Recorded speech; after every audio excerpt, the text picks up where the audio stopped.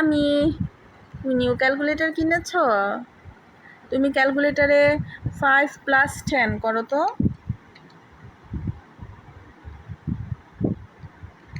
কত হলো? 15।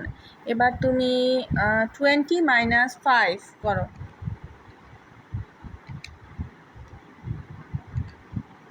20 -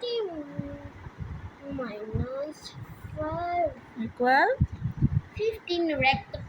এবার তুমি একটা টাইমস টেবিলের একটা করো তো দেখি।